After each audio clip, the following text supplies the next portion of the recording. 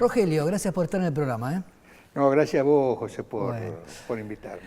Sos periodista y sos historiador. Desde ambas miradas, si tuvieras que... Te encontrás con alguien en un aeropuerto en Europa y te dice, ¿y cómo anda Argentina? A ver, contame, ¿cómo la ve?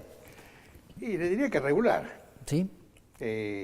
Regular. La otra vez, no sé dónde escribí o hablando con unos amigos, decía, bueno, tenemos un gobierno más o menos para un país más o menos. Ajá. ¿Qué significa un gobierno más o menos? Y es un gobierno que tiene algunos aciertos, que ha logrado resolver algunas cosas y otras las ha resuelto mal, evidentemente las ha resuelto mal.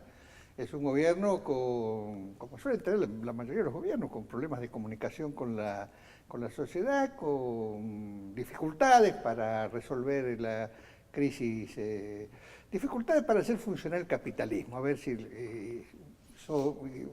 me gustaría ser claro en esto. Ajá. Dificultades para hacer funcionar el capitalismo. Hay un modelo ideal, nunca uno lo logra en la realidad, pero hay un modelo ideal de capitalismo que debería funcionar con la democracia y el Estado de Derecho. Sí. Digamos, ¿no? ¿Y por qué dificultades? Porque uno dice, bueno, si estos tipos no pueden hacer funcionar el capitalismo dentro de un marco de democracia, ¿quién va a poder? Porque uno tiene al menos la presunción de que son tipos o dirigentes con esa mirada. Yo digo, tienen dificultad para hacerlo resolver, no digo, para hacerlo funcionar. No digo que no lo van a hacer. Creo que hay dificultades, porque la Argentina es un país complicado, que arrastra problemas estructurales, más allá de los 10 o 12 años del kirchnerismo, problemas estructurales que vienen de atrás, que vienen de hace varias décadas, problemas vinculados a la economía, a la macroeconomía, a la inserción de la Argentina en el mundo, a las altas demandas de la sociedad, a la constitución de una especie de estructura corporativa integrada por sindicalistas, empresarios, funcionarios, políticos, que en general a veces alguien dijo han descuartizado el Estado. Por lo menos lo han dejado groggy, ¿sí? al Estado Nacional. Ahora, los problemas que atraviesa este gobierno tienen que ver con la herencia recibida, con el pasado y el contexto de una Argentina difícil, o además por errores propios. Una mezcla de cosas. Hay una herencia que además opera en tiempo presente. No es que la herencia es un problema del pasado. Los problemas cuando aparecen las cuentas de YPF, por ejemplo, bueno, esto es un tema que hay que pagarlo ahora y esto viene de atrás, por mencionar un ejemplo. La herencia no es un problema del pasado.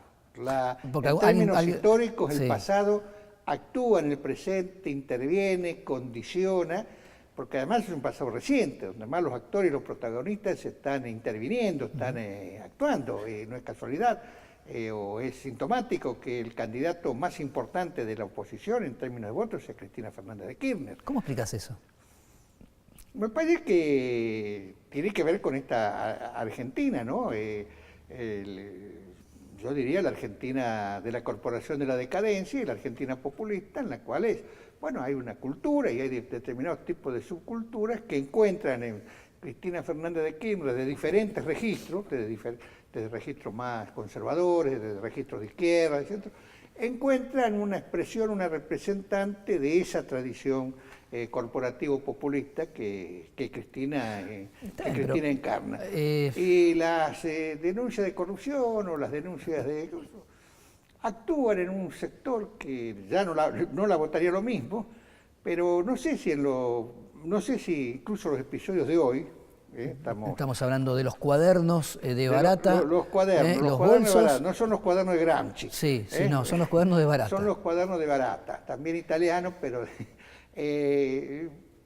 no sé si esto, creo que afecta a una parte, actualiza el tema en un sector del electorado independiente, pero los votos de Cristina, no sé si estos episodios los afectan demasiado. Y el peronismo, el que se tiene que preguntar en todo caso, ¿por qué Cristina, que es peronista, porque esto es así, el kirchnerismo es una expresión del peronismo, no es la expresión del Partido Liberal de Holanda que está actuando en la Argentina, es una expresión, una corriente interna del peronismo? ¿Por qué la corriente mayoritaria y por qué el peronismo no puede expresar una corriente política de esto que se llama un peronismo moderado, un peronismo republicano, un peronismo federal o como lo quieran llamar? Siempre fuiste muy duro con el peronismo. Primero, ¿por qué? Tengo días que soy duro, hay días que soy no soy sí, tan yo duro. te conozco los días que sos duro con el peronismo. Sí, bueno, sí. porque capaz que no te crucé el día. Capaz que vos me motivás a eso, pero no, yo, sí. no, yo no soy peronista, esto está claro, creo que tengo una mirada histórica respecto del peronismo, yo creo que desde el año 1943 que el peronismo va a empezar a irrumpir en la política nacional, lo hizo con determinado contexto histórico, con determinada consigna, desde una ideología en la cual yo siempre la he rechazado. Yo siempre digo, no vamos a decir que el peronismo es fascista, porque sería una simplificación, pero me parece que desvincular al peronismo del fascismo también es otra simplificación, o sería otro error conceptual, ¿no? Y bueno, esto me ha llevado a que por diferentes momentos en mi proceso de formación política, si algo siempre he tenido claro es no ser peronista, ¿no? Desde los años 60 en adelante. Y los hechos no me han convencido demasiado, ¿no? Porque, a ver, yo el año 45 lo conozco históricamente, no había nacido, pero sí conocí los años 60, el Perón vuelve, el Luchi vuelve, conocí el 73, conocí el gobierno de Campo, el gobierno de Lastiri y el gobierno de Perón e Isabel, después conocí el gobierno de Menem y conocí el gobierno de los Kirchner. Y realmente, si alguna corroboración práctica necesitaba respecto de cotejar mi información intelectual con respecto a lo que es el peronismo en términos prácticos, bueno, los hechos históricos de los últimos 40 años me los han confirmado. Creo Ahora, pero recién decías, se tenía que preguntar el peronismo racional, republicano, dialoguista, ese otro peronismo, ¿por qué Cristina sigue siendo la persona dentro de ese sector que capta la mayor intención de votos? ¿Crees en ese otro peronismo? ¿Que ese otro peronismo puede ser algo distinto a lo que vos estabas relatando recién? Yo empezaría por decir que los peronistas que empiecen a creer en ese peronismo. Y lo digo así no para hacer un juego de palabras, sino porque, bueno, no deja de ser sintomático con todo lo que ha pasado y con todos los testimonios que existen, en los cuales lo que ocurre en estos días respecto a los cuadernos de Barata no son más que, en este caso, una prueba más. Sí, es un eslabón más de una cadena interminable. Un eslabón más, escandalosa, ruidosa, pero es un eslabón más. Sin embargo, en el peronismo sigue siendo importante que Cristina Fernández de Kirchner, porque no es solo que lo es en términos culturales en ciertos sectores de la sociedad, en el Gran Buenos Aires, en algunas provincias, sino que además en la propia estructura del peronismo pesa esto. En el peronismo no ha logrado establecer otra forma de oposición a Macri que la que presenta el kirchnerismo en sus versiones más duras, o la que intenta desarrollar, fracasan y ellos mismos contribuyen a ese fracaso. Creo que Massa es un síntoma muy representativo de esa experiencia de querer establecer la calle del medio, como dicen, o la avenida del medio. Cuando, por un lado, hace su campaña electoral diciendo que va a sacar el ejército a la calle y va a ir con el ejército a los barrios para garantizar seguridad, y poco tiempo después, cuando sale el decreto de Macri respecto a las Fuerzas Armadas, sale a decir exactamente lo contrario sin que se le mueva un pelo. O cuando Felipe Solá presenta un programa económico que reedita punto por punto el programa económico que ya fracasó en los tiempos de Néstor y Cristina, y sobre todo en los tiempos de Cristina. Entonces, daría la impresión que el peronismo hasta ahora no, como que se la merece a Cristina, ¿no? Creo que todo el mundo está de acuerdo que lo que mejor le puede pasar a Macri es que Cristina siga ocupando el lugar que ocupa. Bueno, pues a eso no le echan la culpa a Macri después, ¿eh? ¿No? Macri lo va a aprovechar, seguramente, o no, porque sabe que... Ahora, perdón, pero cuando... No digo echar la culpa, claro, pero sí... No, porque se la echan, pero, dicen. Sí. Yo le he escuchado desde Margarita Stolbizer, a Massa, a Camaño, a todo, que Cristina es un invento de Macri. Bueno, en todo caso... Cuando llegó Macri, Cristina ya estaba, pero... Cristina ya estaba, sigue y continuará, y tiene vuelo propio, digamos, Sí, tiene claro. juego propio. Ahora, sobre también todo es lo tiene cierto, dentro del peronismo. seguro, pero también es cierto que en el discurso del gobierno todo el tiempo se está tratando de polarizar con Cristina, sabiendo que es lo que lo peor que le puede pasar al gobierno es que aparezca alguien por la avenida del medio. El gobierno hace política como lo hace cualquier gobierno, como lo hace cualquier actor o político protagonista. Ahora, si el gobierno quisiera polarizar con Altamira, esto no ocurriría porque Altamira tiene 6.000 votos, por decir así, es decir, el 0,50% de los votos. Entonces, no, esa polarización no se podría inventar. Para que una polarización pueda funcionar, depende fundamentalmente de que los polos de esa polarización estén activos, sean fuertes, sean representativos. Es decir, Macri puede polarizar con Cristina porque Cristina existe, porque Cristina tiene votos y todo, y esto es un dato objetivo. Yo parezco un kirchnerista diciendo esto. No, pero ahora... Pero la verdad es que el que tiene más votos dentro del peronismo realmente es ella, pero por lejos, por lejos. Y entonces le daría la impresión que la única alternativa que tiene el peronismo no kirchnerista pareciera que es que se agote Cristina o que se agote Macri. Esperar. Y que entonces, en algunos casos esperar, o esperar la catástrofe, que entonces en la catástrofe se reparte... Sí. La escuché a la esposa de Duhalde decir, yo trabajaría para apoyar a Lavagna. Y el nombre de Lavagna es un nombre como que tiene otro... como que suena diferente en ese electorado independiente que dice Cristina no quiero, Macri no me gustó.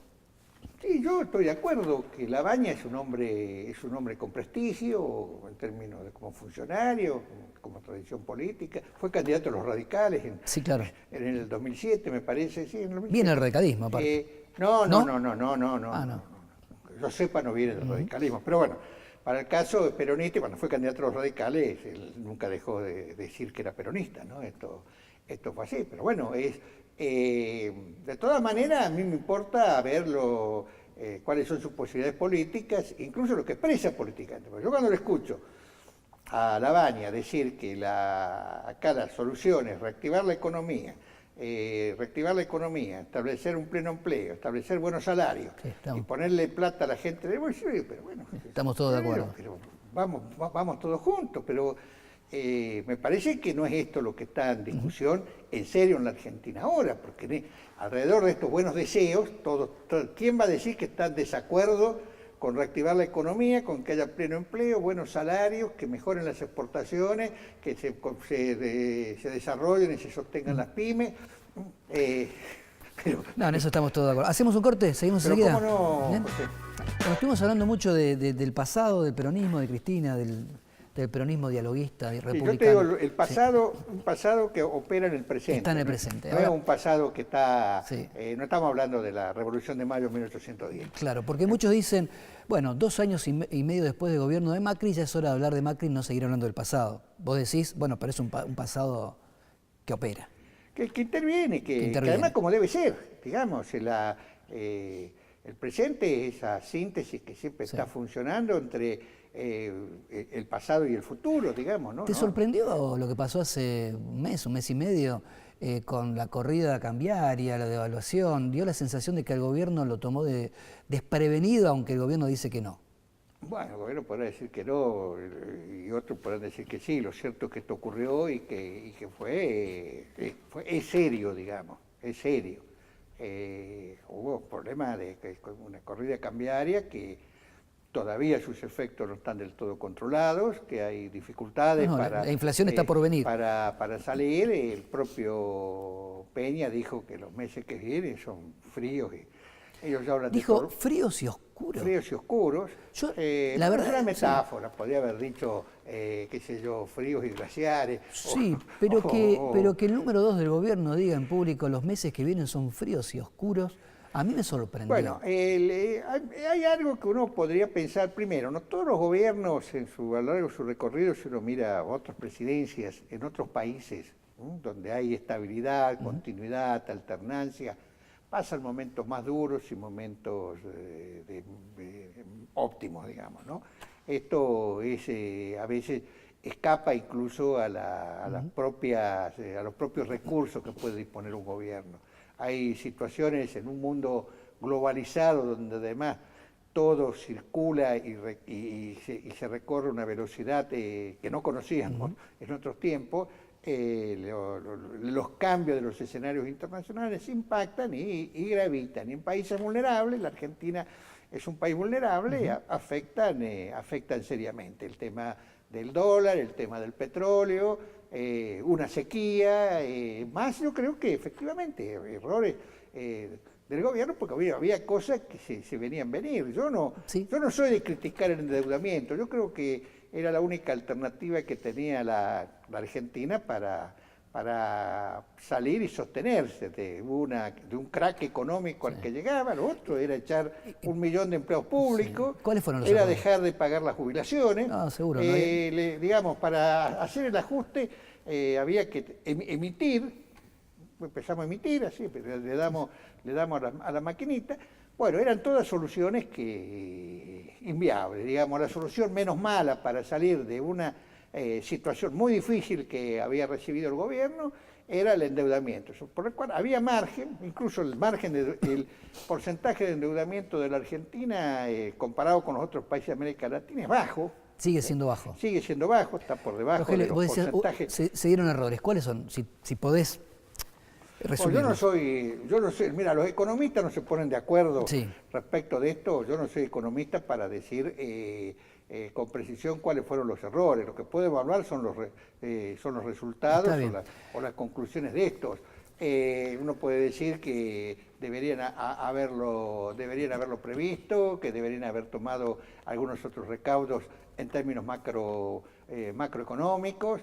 Y bueno, otro puede decir que efectivamente que llegan momentos malos, llegan tormentas y hay que salir de la situación como se hizo a través del Fondo Monetario Internacional, que es el que nos permite apaciguar la crisis, un lugar del cual nunca nos fuimos. No es que se va al Fondo Monetario, del Fondo Monetario Internacional nunca nos fuimos, siempre fuimos socios del 56. Y nunca dejamos de tener una crisis, ¿no? A la Dejamos de fecha. crecer hace 4 años, 5 años. Sí. Rogelio, ¿qué opinas de Durán Barba?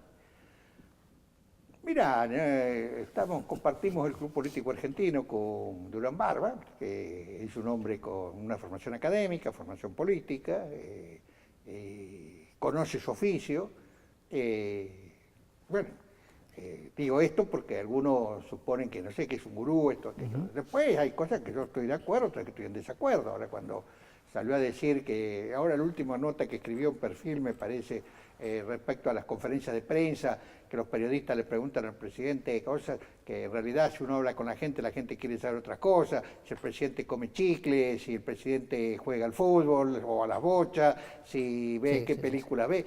Bueno, eso me parece que no comparto. Sí, por lo eso, menos ¿no? desafortunado. Yo ¿no? veo que una cierta, vamos a llamar así, metodológicamente una cierta frivolidad en la forma de encarar los fenómenos políticos. Yo no creo que Macri sea presidente de la nación por los globos amarillos, porque baile cumbia, que son las cosas que a ellos les parecen. Creo que hay otros factores que explican por qué Macri es presidente y que en todo caso tiene que ver con lo que pasó con Cristina, y tiene que ver con fenómenos propios de coyuntura. Exacto. Cristina no fue candidata, tuvo que ser Scioli, porque el kirchnerismo no es capaz de crear otro candidato que no sea Scioli, y al mismo tiempo cometen errores que no necesariamente deberían haber cometido. No era necesario para el kirchnerismo que sea Aníbal Fernández, el candidato a la provincia de Buenos Aires, por ejemplo. Sí, ellos también cometieron errores. Cometieron errores decisivos para perder por un porcentaje bajo. Pero esto, yo a veces sabiendo un poco menos, sabiendo bastante menos, como es el fútbol, digo, los gurúes estos estilo Durán Barba, me parece que son necesarios, pero están sobrevaluados, como están sobrevaluados los directores técnicos en los equipos de fútbol. Me parece que importan, se los necesita, pero me parece que están sobrevaluados y sobre todo lo que cobran Bastante. está muy sobrevaluado. Rogelio, ¿dónde queda parado el progresismo dentro de todo esto? Cuando digo progresismo, recién nombraste a Stolbizer, el socialismo de Santa Fe, a esa otra mirada más allá del kirchnerismo, peronismo, cambiemos. Acá, a ver, yo creo que en el siglo XXI una cantidad de lugares de la política, paradigmas de la política, derecha, izquierda, progresismo, conservadorismo, todo, no es que han desaparecido, no existen.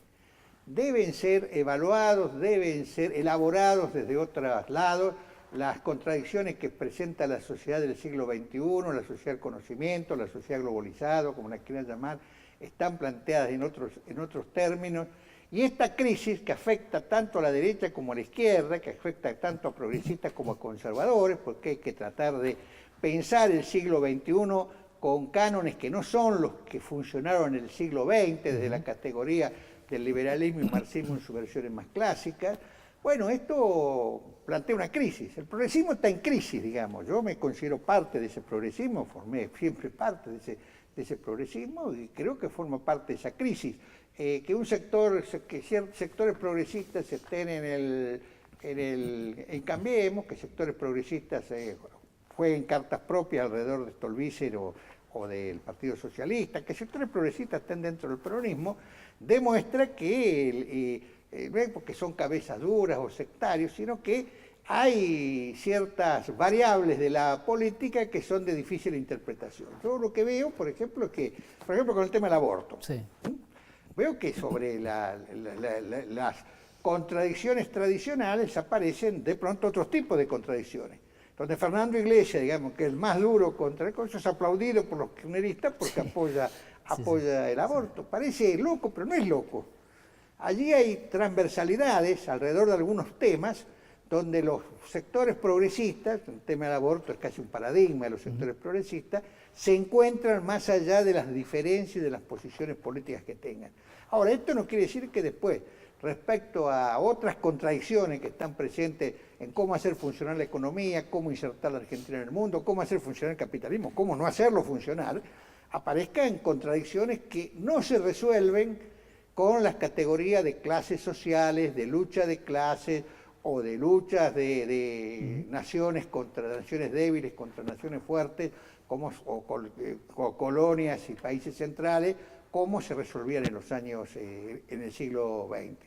Entonces, en este sentido, bueno, estamos obligados a pensar, estamos obligados a recorrer un terreno de incertidumbres, estamos obligados a vivir el siglo XXI, en definitiva, en una etapa de transición en la cual estamos muy a la intemperie. Sí, mientras te escucho pienso si es un fenómeno exclusivo de la Argentina, obviamente no, pero la verdad que uno piensa lo que pasa en España, lo que pasa en Francia, lo que pasa en Italia, lo que pasa en Estados Unidos, lo que pasa en Brasil.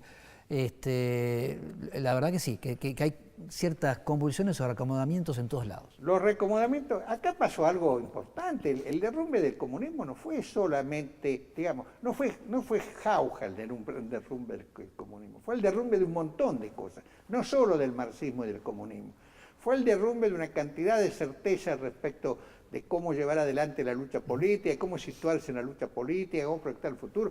Había mucha gente progresista y de izquierda que no compartía la Unión Soviética o no compartía el comunismo, pero admitía, bajo acuerdo, que de alguna manera en la Rusia, en Cuba, en Vietnam, el futuro por allí pasaba el futuro, con errores, con dificultades, pero que la revolución era esa. Bueno, el derrumbe y después lo que se conoció después del derrumbe y lo que vino después del derrumbe, esto no es broma, esto tiró abajo todo lo que se creía casi como un acto de fe, porque además el marxismo, la revolución, la lucha de clase, el hombre nuevo, todo, se vivía como un acto de fe, donde además había santos, había pecadores, había herejes, había cismáticos y había quienes repartían bendiciones y quienes impartían castigo. Todo eso se cayó. Desapareció uno de los desapareció, pero se cayó y de esas ruinas veremos lo que sale. En eso estamos. Rogelio, me queda un minutito nada más. ¿Tenés confianza de que la cosa en algún momento va a ser distinta a la Argentina en cuanto a desarrollo de verdad o crees que estamos condenados? Que el problema es tan grave y la brecha es tan enorme y tan profunda que difícilmente podamos ser lo que queremos ser o pensamos que deberíamos ser. Mirá, yo no quiero usar la palabra así optimista porque uno parece, con perdón de la palabra, un boludo alegre, así, ¿viste? Yo soy optimista, además queda bien decirlo, sí, pero no sabe bien qué quiere decir cuando es optimista. También tiene mala prensa decir que soy pesimista porque, mirá, estoy pesimista. Hoy hablábamos de cuadernos de la cárcel, además de los cuadernos de Centeno, están los cuadernos de la cárcel de Gramsci. Gramsci tiene una frase: pesimismo de la inteligencia y optimismo de la voluntad. Gramsci escribe eso cuando el fascismo se está consolidando en Italia, Mussolini ya está en el poder, él está preso, y él considera que por muchos años la cosa va a estar complicada y que no hay salida, que no se puede ser, la inteligencia no te permite ser optimista porque la cosa está embromada y no se equivocaba, estaba Mussolini en el poder. Entonces decía, pesimismo de la inteligencia, optimismo de la voluntad, digamos, estamos obligados de todas maneras, a seguir, en términos afectivos, emocionales, a seguir creyendo que las cosas pueden salir un poco mejor. De todas maneras, lo que también se ha descartado son los paraísos, digamos, ¿no? Estar un poco mejor significa eso, estar un poco mejor, que se resuelvan algunos problemas sociales, y que se van a medir a larga distancia. Es decir, cuando vos, y rápido, porque estamos con el tiempo, cuando medimos nosotros los 100 años del siglo XX, vamos a ver que entre 1900 y el año 2000, las perspectivas de vida, las expectativas de vida crecieron, las expectativas de salud crecieron, las expectativas de educación crecieron. Todo esto en medio de horrores, del fascismo, de las guerras, de los regímenes totalitarios, pero aún así, de injusticia. El mundo pero mejoró. El mundo es más justo hoy que cosas. Ahora, más justo hoy, pero tiene un montón de problemas que no te consuelan. Y creo que en el futuro también, en el presente y en el futuro van a ser así. Problemas vamos a tener siempre. Seguro. Paraíso está arriba, si es que algo hay arriba. Si es que hay pero algo. acá no va a haber paraíso. Rogelio, muchísimas gracias. No, gracias a vos. Terminamos con eso, acá no va a haber paraíso. Chon. Chon, chon. Gracias.